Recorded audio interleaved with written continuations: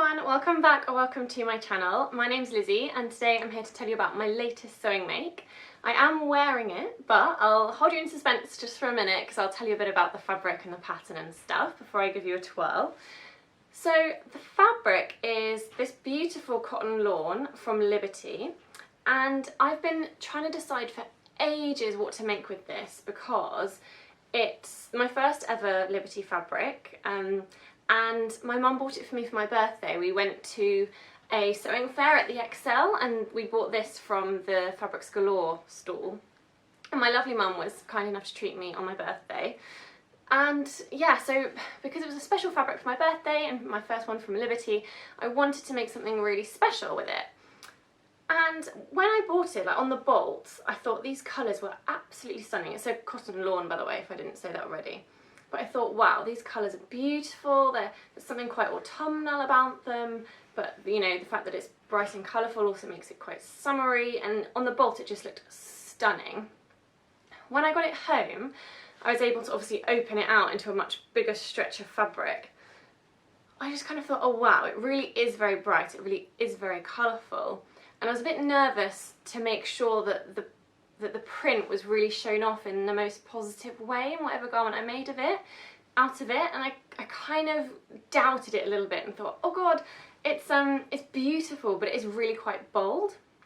So for ages and ages I kind of, well, since April, it's now July, I sort of sat on this fabric and thought, right, I really need to think carefully about what I want to make. And in the end, as you'll see in a minute when I show you the full dress, I've actually ended up using it the wrong way round.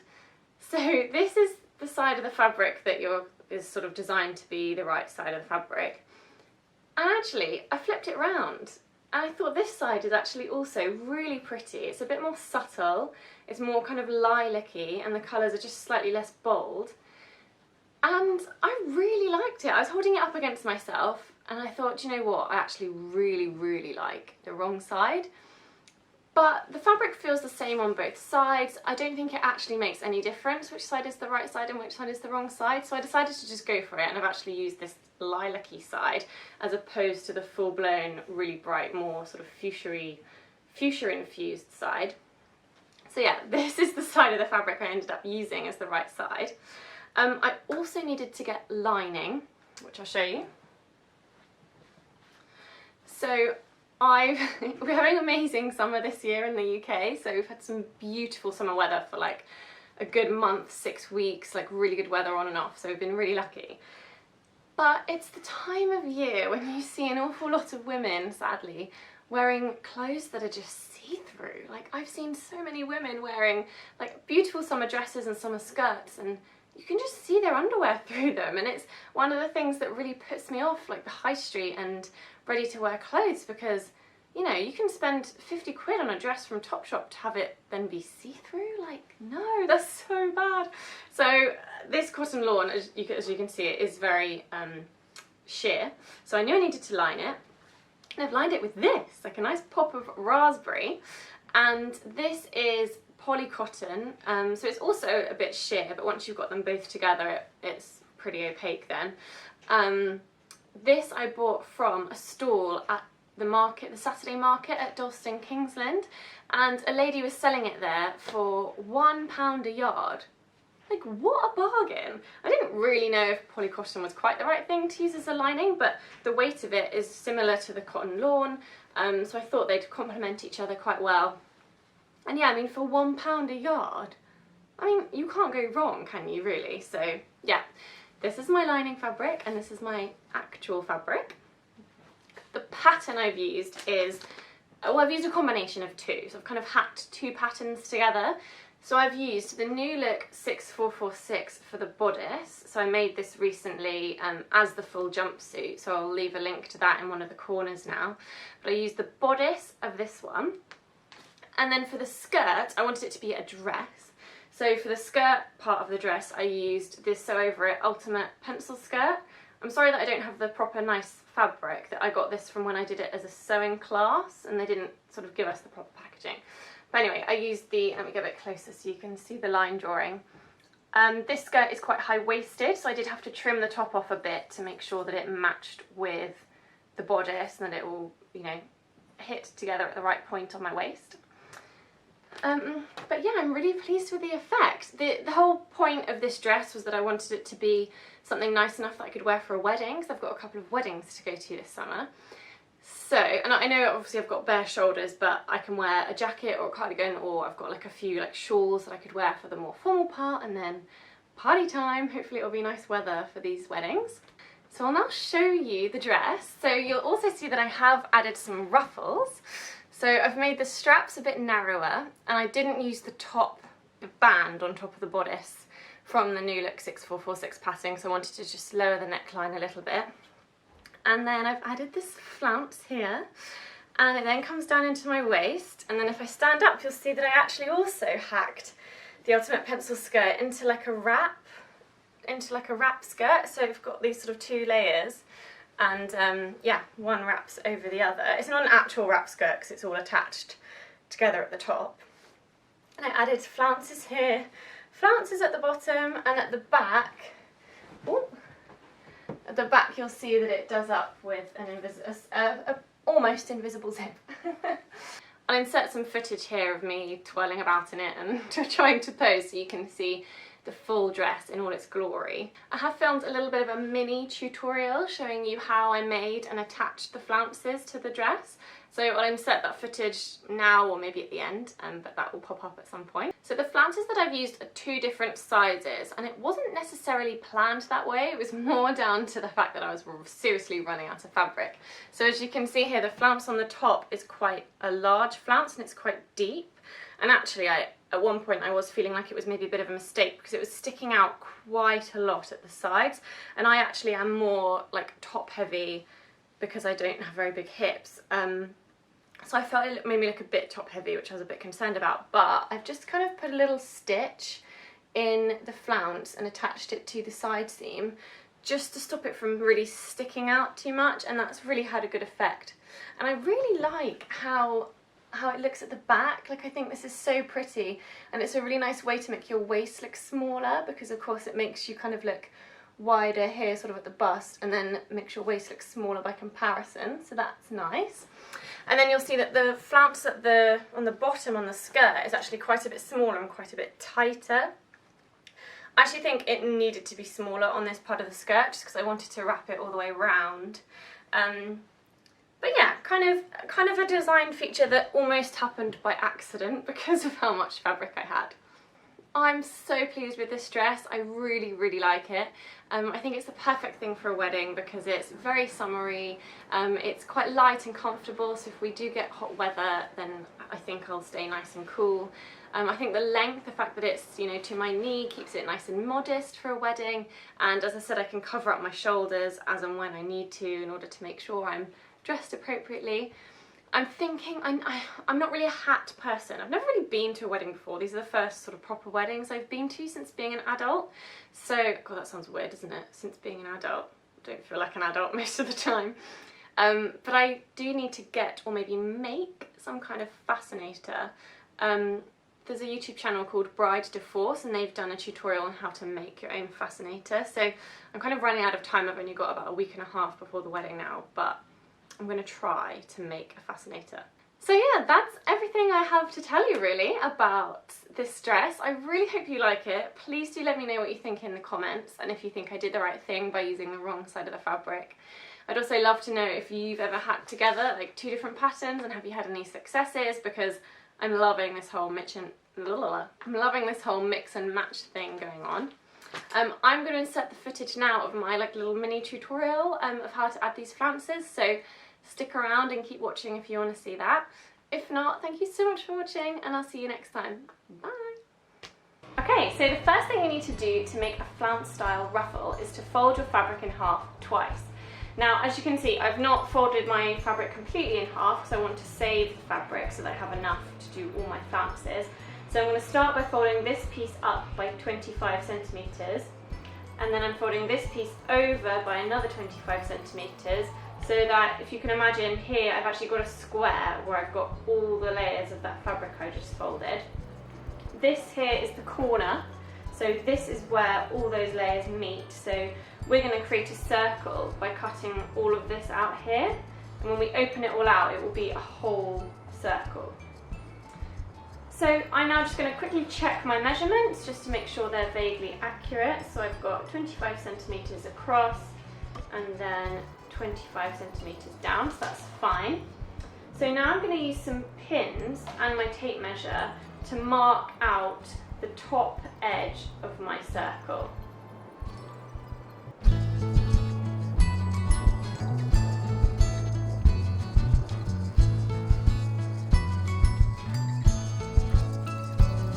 So this line is going to be the long edge of the flounce, and I'm actually going to put another line of pins just here in order to keep the fabric all together when I cut it with my scissors.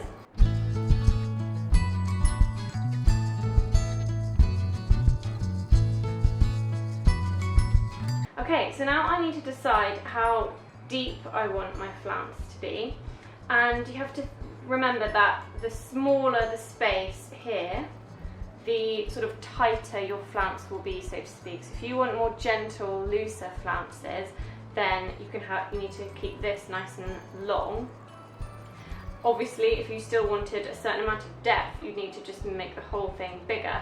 But I actually quite like relatively tight flounces, so I think I'm going to go for about here, and I quite like that depth of flounce, because by the time I've got sort of seam allowance and hemming, I think it will be sort of quite slim but still noticeable. So I'm going to measure how long this is, roughly. I'm going to call it 11 centimetres, so I'm going to do 11 centimetres from the point into the circle, and I'm going to do the exact same thing again. Okay, and again I'm going to do just another line of pins so that my scissors don't move the fabric. And now I'm going to cut it out. So remember, the top line of pins for both is the line I'm actually going to follow with my scissors.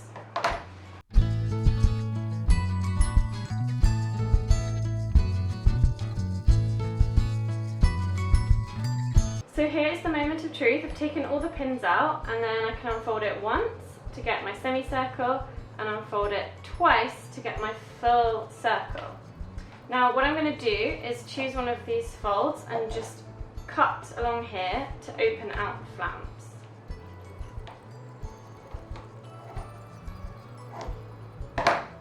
And then what you do is basically open it out, and the smaller part of the circle becomes the top. So that's the bit that you're going to attach to the hem of your skirt, or across the top of a bodice, or whatever you might want to do with it. I'm doing both today, so I'm attaching it to the bottom of a skirt and the bodice of a skirt. And as you open it out, because the inner circle is smaller, you get this lovely flounce effect, which I think is super pretty, and it's extremely on trend as well. Practically everything on the high street has ruffles on it this summer, and I'm a massive fan. Then all we need to do is attach it to the garment. Okay, so now I'm going to show you how to add your flounce to the top of a bodice. So this is a lined bodice, which is why it made me really scratch my head over how to do it. So that's kind of why I wanted to do this tutorial, really, to show you how I worked out how to do it.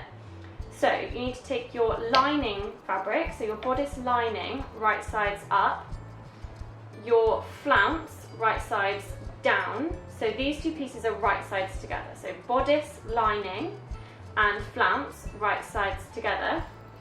And then your bodice outer fabric needs to be right sides down. So it seems a little wrong because when you look at the flounce and the fabric, you've got wrong side touching right side. And then I'm going to basically pin all the way along here and sew it with a straight stitch. So I've done the stitching all the way along the top here. Now it's the moment of truth to see if it all turns in the right way. So there you have it, one bodice with the flounce attached. You've got the outer fabric and the lining fabric wrong sides together, and then the flounce fabric on top. And I just wanted to show you how I finished it off, because I did do, I think is this called understitching? Someone correct me if I'm calling it the wrong thing. But I've basically turned it back the wrong way, and I've done a line of stitching attaching the seam allowance to the lining fabric, and what that does is it keeps it all in the right place. So as you can see, the flounce is nicely on the front and you cannot see the lining fabric because that line of stitching is holding the lining fabric back and out the way. So just to show you again, I've done a line of stitching all the way along the seam allowance, attaching the seam allowance to the lining fabric. Do just be careful that your flounce doesn't get tucked in the way. I had to really work quite hard to make sure I kept the flounce out the way and didn't get caught up in the stitching. So if I'd had a bit more foresight, I would have worked out how to slip my straps in amongst all this as well, so that the straps were already there, but that was just a little bit too much for my brain to handle all in one go, so I'm going to add the straps afterwards. So now I'm going to show you how to add the flounce to the bottom of the skirt. This is pretty self-explanatory because I'm going to leave the lining completely out of it, so it's really quite simple, this step. As you can see, I'm making the skirt sort of a fake wrap-around effect, which is why I've cut it sort of asymmetrically. So there is going to be another piece that comes on top or beneath that will be the same but the opposite. And basically I'm going to be putting the flounce so that it goes from here all the way down and round the back of the skirt and across the other front piece. So basically I'm just putting this round the whole hem of the skirt. And really easy, all you have to do is put it right sides together, so no confusing lining this time, and just pin all along the edge, straightening the flounce out so that the line of the flounce follows the line of the skirt, pin it and do a straight stitch.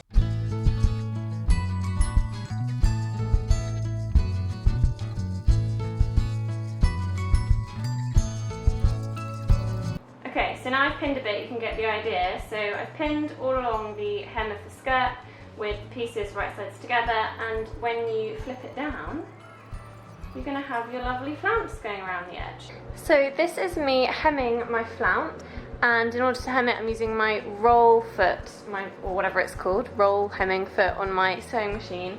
And essentially what this foot does is roll the fabric over twice and stitch it down into a really nice narrow hem. It's a bit fiddly, I'm still getting the hang of getting started with my roll foot. Once I'm in the swing of it, it's all good. But yeah, I'll just kind of show you how it works.